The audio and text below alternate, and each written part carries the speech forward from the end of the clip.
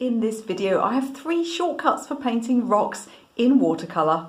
So let's look at the idea of granulating pigments. Now, the one thing you need for rocks is texture. Now, there are texture techniques we could use. I'm going to show you some of those in a minute, but we can also use granulating pigments. Now, I've been mixing some neutral color here for another video, and this is phthalo blue. So phthalo blue doesn't granulate, it's a staining color. If you paint it on the paper, it looks like ink. It's clear and transparent. So I've been mixing a neutral from this, and it'll look fine on the paper. We get a little bit of texture because of the grain of the paper, though this is a very smooth paper I'm on. But we can actually get more granulation than this by mixing from granulating colours. Now, the good thing is, and if you're sort of saying to yourself, well, which ones are the granulating colours? They're particular pigments and they remain the same across all brands. The good thing is that most of the earth colours, the neutral colours that you might get in your palette, tend to be granulating pigments. So if you're using browns or anything with the word ochre in, you're going to get some granulation. Other colours that granulate and would be really useful for rocks are the red oxides, so things like Venetian red, English red. Sometimes the colour is just called light red or red oxide itself. And then you get blues that granulate. Grey is majority blue pigment, therefore you're going to need lots of blue. So cerulean blue granulates heavily, as does ultramarine and cobalt too, and they granulate across all brands. So let's have a look at some of these warmer colours. So I've got some burnt sienna here, which is an earth colour. It's not really a suitable colour for rocks, is it? But if we put blue into brown, then we'll turn it into grey. So I'm going to get some ultramarine, and we'll start adding that.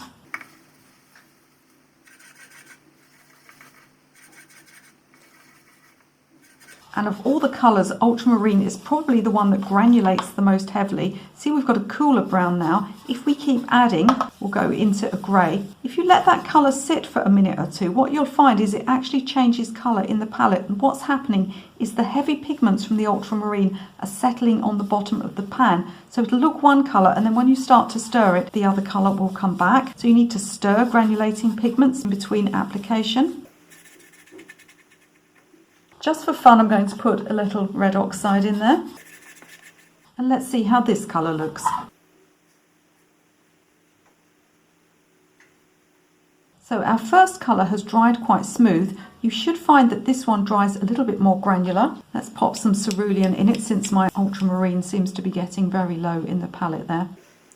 And you can see you start to get a much more textured type of paint. Now, you may not see too much difference between the two at this stage, but let me assure you that once you start to use texture techniques on your rocks, this is going to become much more apparent. When you use a particular texture technique, and I'll show you a few in a moment, what happens is all those granulating pigments are attracted to any dips or dents or dry areas in your paper, and so the texture techniques will show up much more with a granulating colour like this one. Let's swatch it with a little more water as well so we can see it a bit more watered down. You'll get a much more realistic rock-like look with these granulating pigments than you will with these staining pigments over here. So next we're going to use texture techniques. Now, there are many different texture techniques you can use. Rock salt works really well, whereby you drop large pieces of salt into your paint when it's wet and then allow it to dry. I'll put a picture up of a painting where I use that technique, and I do have a whole video about using the salt technique, and I use it in some backgrounds as well, so you'll be able to find that if you want it. Other people like to sort of scrape out with the edges of straight objects like credit cards or palette knives. You can do that too. One of my favorite techniques actually is blotting out with paper tissue. Now, I may have told you not to do this for skies. I don't think it's very effective for clouds. However, it works really well for rocks. So you don't want it to be flat like this. You want it scrunched up. And what you're going to do is blot like this. And you'll start to get some of those sort of hard-edged shapes appearing. Now, this can work really well for taking light areas in rocks. It can also give you a side on a square-shaped rock. So let's paint something a bit more angular.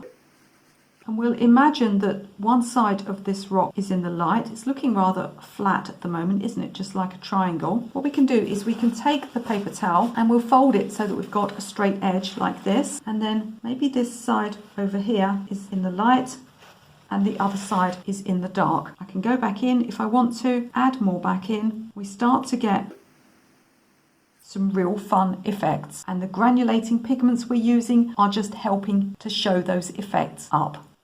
If you are enjoying this video, can I ask you to do me a quick favour? Can you please click that like button, that thumbs up button? If you like, share, subscribe, or leave me a comment here on YouTube, all of these things are free. It will help my channel to grow and I can teach more people like you how to paint and draw.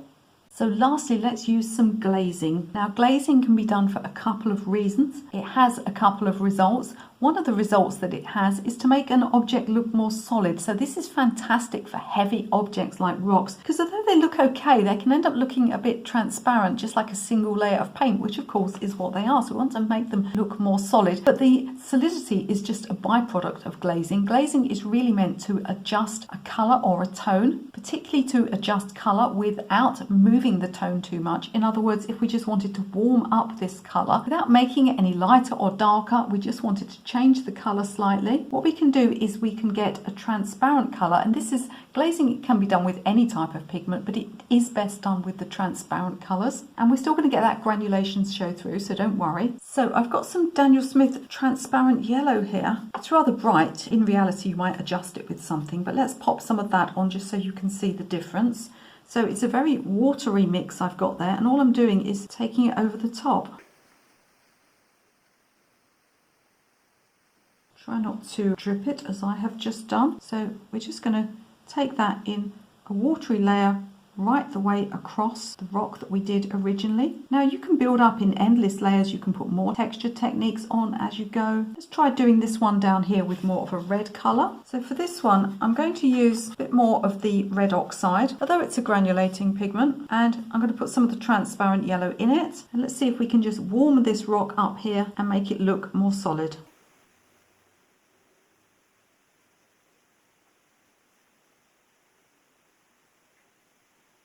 Now, of course, these have to dry yet, but I think you'll already agree that they're looking like more solid objects. And if you find that you've lost a bit of the highlights on them, you can still go back in, take some of those out again.